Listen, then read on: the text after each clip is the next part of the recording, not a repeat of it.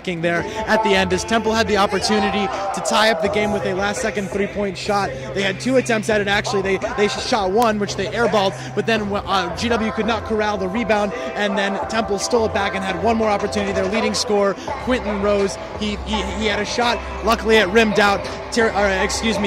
Bo Ziegler came down with the rebound, and that was that for GW. So impressive on the whole, but Cole, we really saw some stuff in that second half that was a little discouraging. Yeah, Sean, throughout the second half, there were more turnovers and fouls that got this game a lot closer than it should have been, quite frankly. GW had an impressive lead going into the second half, but things like ball handling, ball security really cut into that lead and made sure that that Temple had an opportunity to get back into it. You know, and there were certain players that played really well in this game, one of which being Yuta Watanabe.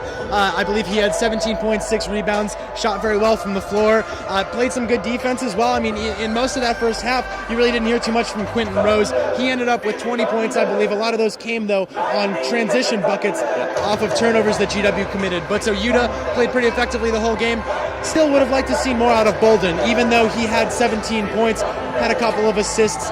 He didn't have a ton of turnovers either, Cole, but his ball handling, he just didn't seem very aggressive in this game. He didn't seem like he wanted to attack the basket. I mean, what we talked about was his ability to penetrate and his athleticism would open up more opportunities for his other teammates. And so while some of his other teammates picked it up for him today and contributed with some baskets, I really still need to see more out of Jair Bolden. Yeah, one thing that you saw was Jair and some of the guards get locked up on the perimeter.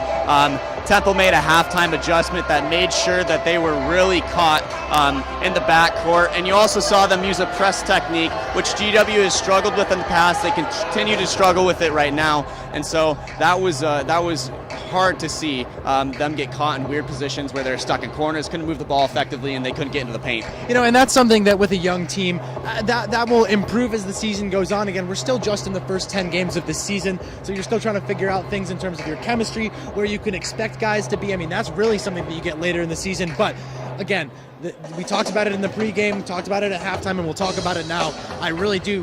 Jair Bolden is the key to that, to making sure that the offense can flow more smoothly. GW did use Justin Mazzulla a lot as a ball handler as well. He did relatively well. He didn't commit a lot of turnovers, which is always something that you want to look for in a freshman. Didn't see a lot out of Bo Ziegler today. I actually don't even think he scored, but he was in there a lot playing defense. He was really good on that baseline. GW played that 2-3 zone, the whole time, and he was there on the baseline, always being disruptive.